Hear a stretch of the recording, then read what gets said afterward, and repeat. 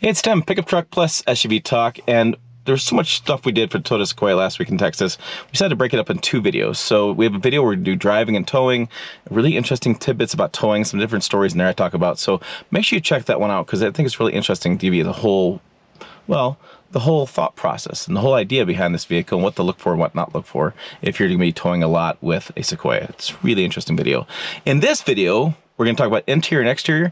We spent a lot of time with the Capstone model and a limited model as well.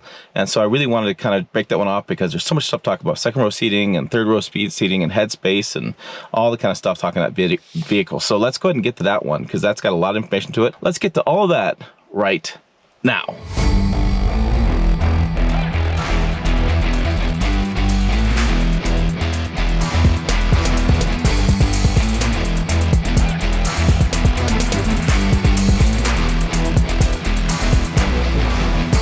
Okay, so we pulled over here at the racetrack. We thought we'd do a walk around this Capstone version because why not show up the, well, the creme de la creme, right? But to go with that.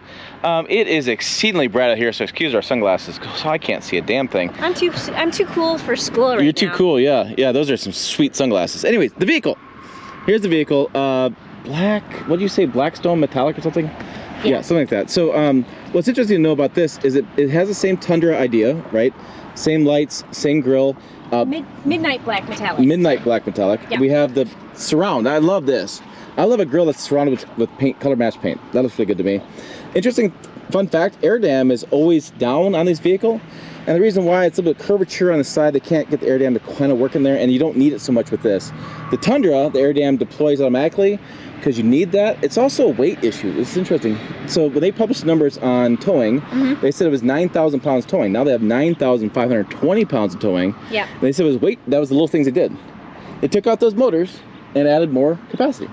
Interesting. So my question is, what do you do with that off-road? That's why the TRD Pro doesn't come with one.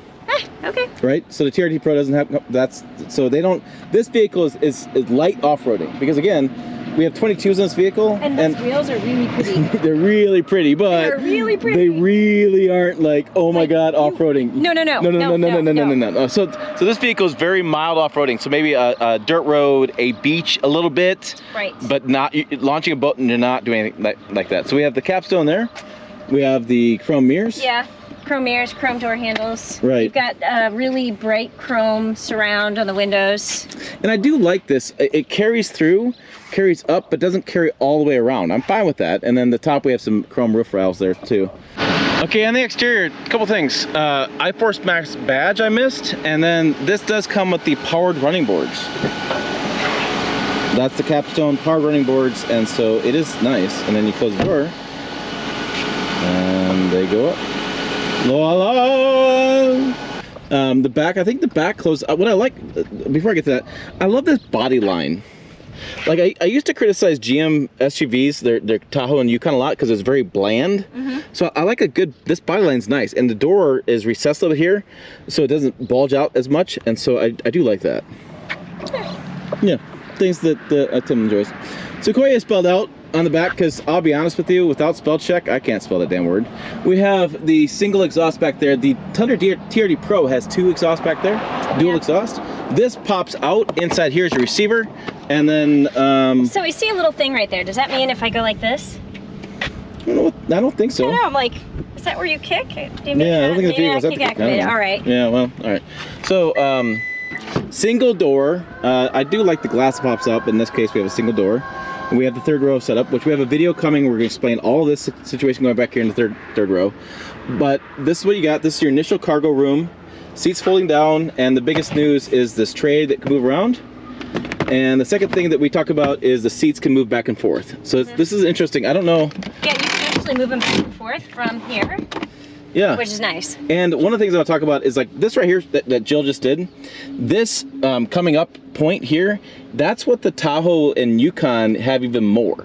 Because the seats are fully down into the body, and they had to raise this back end up because when the seats go flat. So what's interesting here is Toyota did the opposite thing. Their seats don't go down flat with the floor. They sit up a little bit, but that's okay because then they move out of the way. So it's interesting discussion to have. I do find this is probably easier to load because that putting stuff over top of that Yukon in the back and the Tahoe in the back I don't know, this can be is a little sometimes awkward. well, I'm just saying lifting up luggage over top of that. But this could be a little awkward if you're doing roller bags, because it's just interesting. Yeah, you hike it up. Right. Yeah. So you guys, let us know in the comments. Do you like this setup better, or does it bother you? And again, we'll have more on this in a little bit. So now, if you go grocery shopping or something, you'd have something that's not as large. You don't need all that much room. Pop this, right? Now that top shelf is up here, gives you a nice shelf of places where you put groceries, anything you don't need the deepness, and then anything you put up here, you can actually grab. You're not all the way reaching down because it's all right on top of this cargo shelf. So you can still have 3 rows of people and put a bunch of grocery bags, something small up here, and still have that room. And then underneath, obviously, you have all that extra room too. So if you use this, you got that top cargo shelf, makes life easy. Yeah, so there you go. I screwed that up earlier. That glass does open. Who knew? Let's go ahead and hop in. I want to talk about room in the second row, and maybe I'll hop in the third row. Maybe.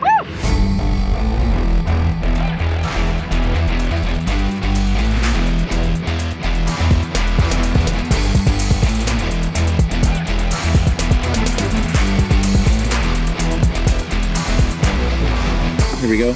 Again, this is what I want to show you. See that body line right there? You can see that door handle is curved in. I just think it's kind of nice. And holy cow, is this Texas sun hot. Woo-hoo-hoo. All right, hopping in. I do have a leather wrap here, which is nice. These are the same kind of seats that are in the Capstone Tundra. This two-tone situation here. Yep. HVAC controls there. Plus, we have a household plug. That's nice. Yeah, and one thing I want to point out, I was talking to one of the engineers. Rear HVAC controls are standard on the SR5 trim. So you do have the ability to, just this panel right here is going to be standard to change your temperature and your fan speed. So you wouldn't have the heated and cooled seats, but the actual HVAC controls themselves are standard on the SR5 trim, which, by the way, I don't know how you felt as a kid sitting in this back seat with your parents, but my parents always froze me out. And so the ability to control that from back here is really nice. Yeah, and so we have a little bit, this is a little bit tray here. We probably, I don't think, well, we'll get in the third row in a minute, but this is seating position behind myself. And my seat isn't pulled up because when you get in the vehicle... Oh, actually, that I adjusted the seat. Yeah, so this is you. So that's actually adjusted for me, sorry. All right, she ruined it. But anyways... I did ruin it. There's plenty, look at the room you got. So there's plenty of room back here. Yeah. And the headroom... that's at least a foot between my knee and the back of this. I got a good amount of headroom. And the thing is right here, this headliner, I'll do it above her head, it kind of slopes in a little bit, right? Right. And so it's nice with that. So, all right, there we go. Jill. Yep. What do you got? So Jill's gonna go ahead and do the engineering to get into the third row, put the seat up. She's got to do a bunch of stuff. I'm like, what can I do back here? Let's see. We'll do. All right. I'll just say, oh, there's a little button, so I don't. Oops, but I have to but it covers. Ooh. So okay, I don't know if this is an engineering problem or if it's a Jill problem, but if I'm trying to put this seat up from this row, the seat as it goes up, in addition to making this incessantly horrible beeping sound, the seat itself covers the button. I'm like, I can't. There it is. All right. This is not easy from this seat. Okay. Yeah, so normally you would be doing this from the actual back, and then you would be able to put that up, and I'm not going to sit on here while I'm trying to move this. All right, do the other one. So another thing to point out here, we have window shades here. They go up and latch, which is nice for people in the second row. And I saw them back there on the window for the third row. And yeah, so I'll just keep talking while you hear all the noise. I'm having Jill issues back here, don't mind me. It's like wood trim here on this Capstone, white interior. I don't love the Capstone white interior in a full-size truck, but in this case, I'm okay with it here. This is fine.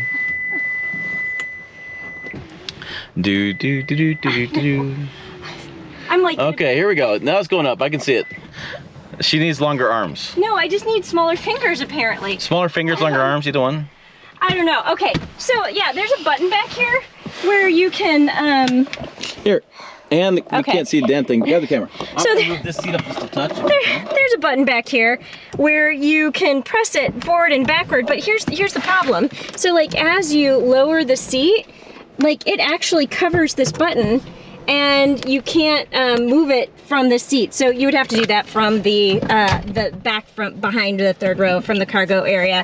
And I'm sitting. Yeah, so Here. here's the deal. So two things. So Jill's sitting like this. So Jill's 5 foot wonder. Okay. Yeah. So that's her seating position behind And yourself. I'm about the size of a 10-year-old, and these seats don't slide.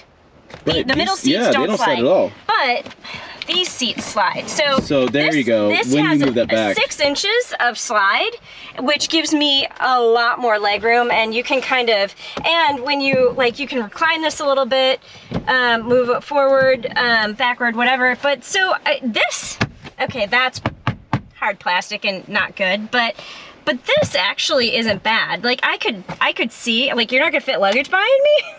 Right, very much. But yeah. But I could see, like, reclining here for a couple of hours and being fine. Okay, hold on, I'm getting in there. So this seat, by the way, goes like this, and it goes up. There's a lever right here, and it goes out of the way. Okay, so then I'm gonna hop in here like this. Yeah, Maybe. maybe. I'm like, do I get to take video of you trying to get in here? I'm not very limber, okay? So, Limber, agile, whatever. whatever. So, Watch your feet. holy cow. You're gonna want to move that seat back first. Okay. That's not gonna work. Yeah. Oh. Oh yeah. Yeah. See, that's not bad. No, and would you do the button over here? Does Yeah. So this can move it forward, backward. Yeah.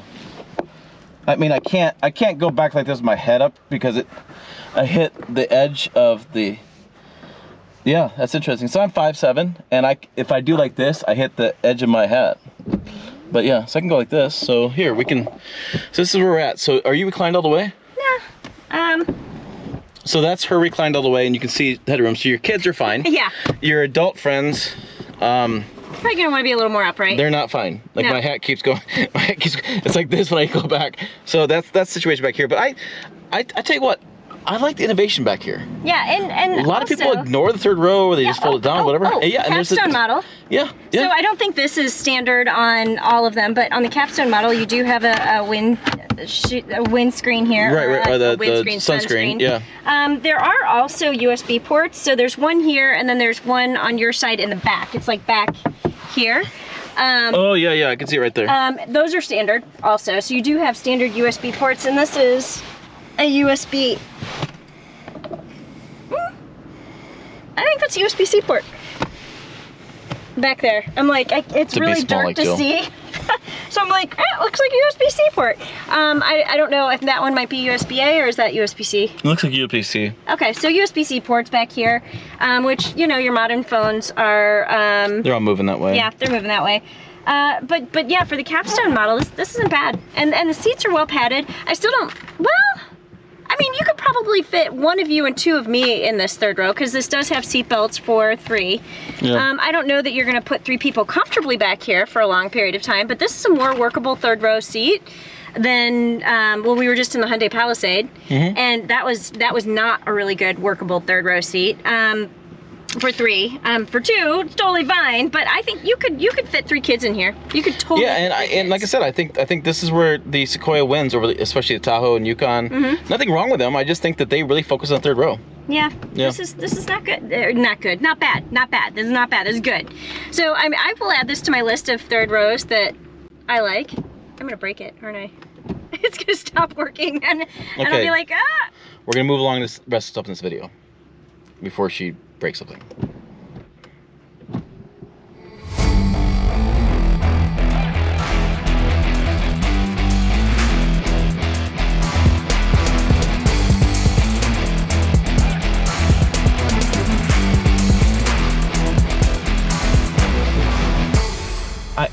We neglected to film the front seats, and really it's because I'm sitting in a Tundra right now and it looks the exact same. So I'm gonna pull in the garage, get a little dark, and I'll show you the interior here of the front of the seats and where the steering wheel, that kind of stuff is, as far as what's on it, entertainment system, that kind of thing. Do a quick, like, short walkthrough on that one because, well, I think you kind of need to know that stuff too. So whoopsie on my part. But anyways, okay, as I pull my garage here, let's go ahead and talk about this interior of the Tundra. We can see this nice screen, right? So 360-degree camera, I have the frontal camera in front of me. This is on the 14-inch screen. If you go to the SR5 and get the smaller screen, you don't quite get all of this. And I have parking sensors, and so I'm gonna stop. And then I have guides for off-road too. I can do different things here as well. So lots of good camera work and lots of good visibility. And then when you reverse, again, a lot of good visibility around you. And this auto will turn this on and off at low speed. So if you pull up to a stop sign, the screen pops up. You can see where you can stop. So it's sometimes handy, sometimes not. There's no infotainment screen. Mine is set in black because I prefer black.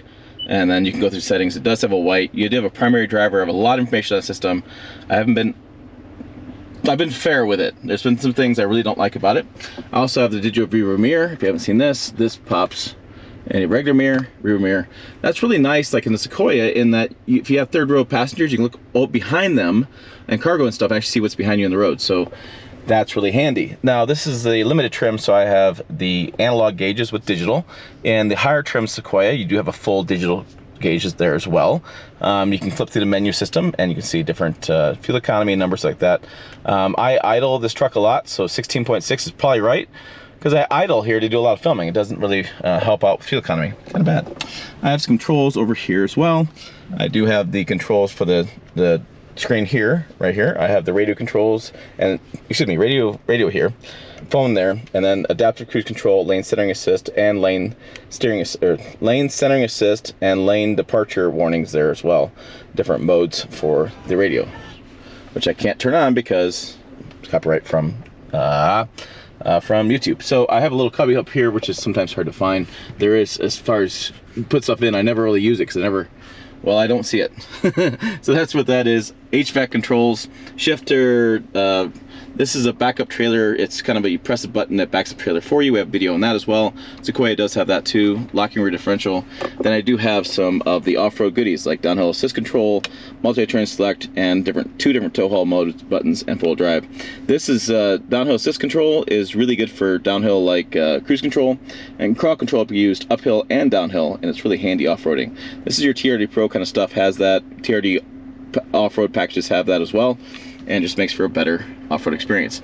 The wireless charging, which sort of works at times, a little bit of a little bit of storage there. I have that there. Then this here is really interesting. So I was interesting on the limited Sequoia, this is covered, which is nice because if your hand tends to come off of this a little bit, say you're a bigger guy, and your elbow slips, well then you're doing this weird thing. So I actually like that covering.